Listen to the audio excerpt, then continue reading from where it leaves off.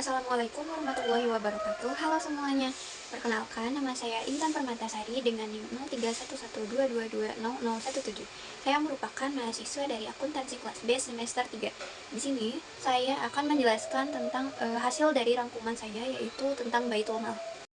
Baik, langsung aja ya. Yang pertama, kita harus tahu apa arti dari Baitul Mal itu. Baitul Mal merupakan institusi atau organisasi dari Daulah Islam yang menangani harta yang diterima dari negara dan mengalokasikannya kepada masyarakat muslim yang berhak menerimanya. Kemudian ada suatu dalil tentang berdirinya Baitul Mal, yaitu dalam Quran Surat Al-Anfal ayat ke-1, yang isi kandungannya itu seperti ini. Ayat ini membicarakan persoalan harta rampasan perang yang diperoleh oleh kaum muslimin ketika usainya perang Badar. Nah, si perang Badar ini berakhir dengan kemenangan bagi kaum muslim. Nah, kita sudah tahu nih berdirinya Baitul Mal itu karena setelah turun tadi firman Allah dalam ayat ke-1. Nah, kemudian para sahabat itu berselisih paham tentang gonimah. Gonimah itu harta rampasan perang. Jadi mau dibagaimanakan nih harta rampasan perang ini? Kemudian muncullah dan berdirilah Baitul Mal sebagai lembaga atau institusi. Nah, pada zaman Rasulullah SAW belum sempat dibentuk struktur dari organisasi tersebut. Tapi si juru pencatatnya sudah ditunjuk oleh Rasulullah. Petugas pencatat harta pada masa Rasulullah SAW. Yang pertama ada Muqayyib bin Abi Fatimah Ad-Dawsi sebagai penulis harta gonimah atau harta rampasan perang. Yang kedua ada Az-Zubair bin Al-Awam sebagai penulis harta zakat. Yang ketiga Hudzaifah bin Al-Yaman sebagai penulis harta hasil pertanian daerah Hijaz. Yang keempat Abdullah bin Rawahah sebagai penulis harta hasil pertanian daerah Khaybar. Yang kelima ada Al-Mughirah bin Syu'bah sebagai penulis hutang piutang dan aktivitas muamalah yang dilakukan oleh negara. Terakhir ada Abdullah bin Arqam sebagai penulis urusan masyarakat yang berkenaan dengan kepentingan kabilah-kabilah termasuk kondisi pengairannya. Bagian-bagian Baitul Mal. Bagian Baitul Mal yang paling awal itu terbentuk seperti tempat khusus untuk menjaga harta-harta dari yang disebutkan tadi seperti harta ghanimah, terus harta zakat, kayak gitu-gitu. Nah, ini terjadi pada masa Khalifah Umar bin Khattab pada tahun 20 Hijriah.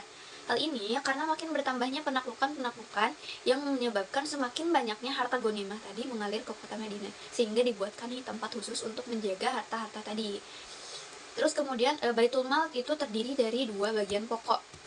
Bagian pokok yang pertama yaitu bagian pendapatan negara. Ada tiga, yang pertama Dewan Fa'i dan Kharaj, yang kedua Dewan Kepemilikan Umum, yang ketiga Dewan Sodaqoh. Kita bahas yang pertama dulu yaitu Fa'i dan Kharaj.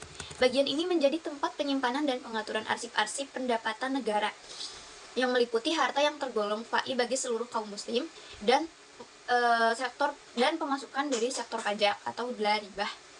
Harta ini dikhususkan pada suatu tempat di dalam Baitul Mal dan tidak dicampur dengan harta lainnya. Jadi dimasukkannya ke dalam satu bagian yang terpisah. Jadi disatuin dengan harta-harta lainnya. Ini khusus zakat. Harta tersebut digunakan secara khusus untuk mengatur kepentingan kaum muslim serta kemaslahatan mereka sesuai pendapat dan ijtihad khalifah. Bagian Fa'i dan Kharaj ini tersusun dari beberapa seksi sesuai jenis harta yang masuk. Ada 6. Pertama, seksi ghanimah, mencakup ghanimah, anfal, fa'i, dan humus. Kedua, seksi kharaj. Ketiga, seksi status tanah, yaitu berupa mencakup tanah-tanah yang telah ditaklukkan secara paksa. Kemudian tanah unsyiriyah, asawafi, tanah yang dimiliki negara, dan tanah milik umum, dan serta tanah terlarang.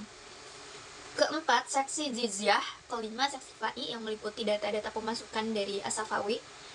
Yang keenam, terakhir, itu seksi pajak. Yang kedua tadi Fa'i dan Kharaj. Yang kedua itu Dewan Kepemilikan Umum. Tempat penyimpanan dan pencatatan harta milik umum. Itu Dewan Kepemilikan Umum. Badan ini berfungsi sebagai pengkaji, pencari, pengambilan, pemasaran, pemasukan yang membelanjakan dan menerima harta milik umum.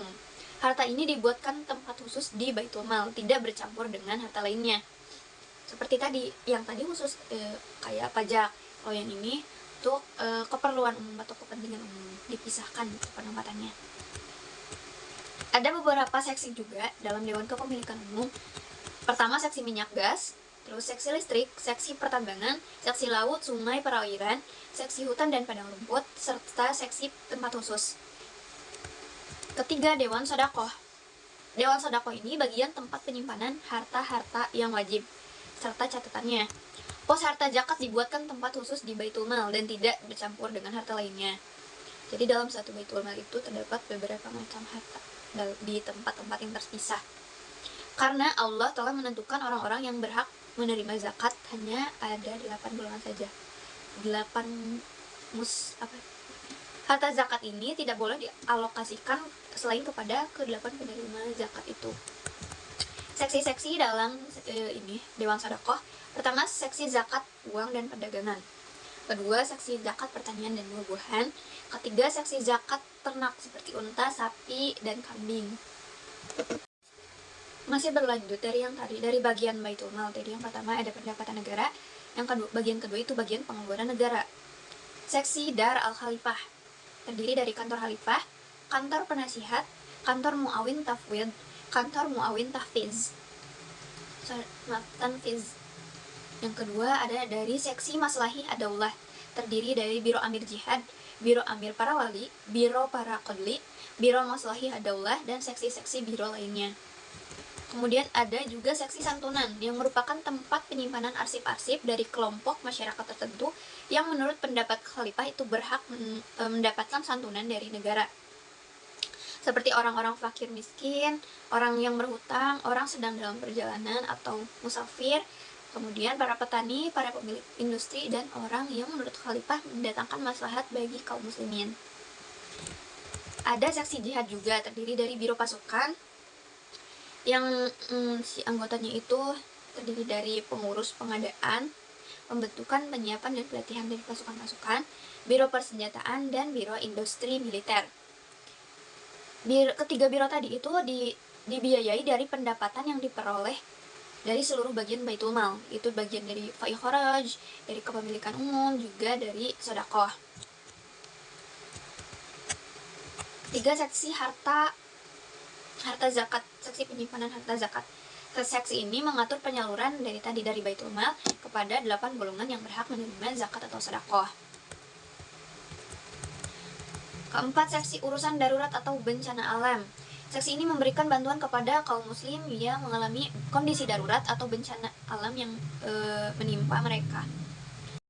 Ada Al-Muhasabah Al-Ammah, adalah badan yang mengendalikan semua harta negara.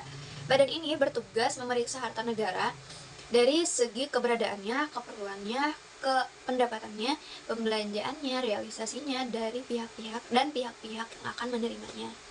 Yang terakhir, Al-Muqarrabah adalah badan yang bertugas mengawasi secara mendalam bukti-bukti pemeriksaan harta negara dan peruntukannya dari Al-Muhasabah Al-Ammah.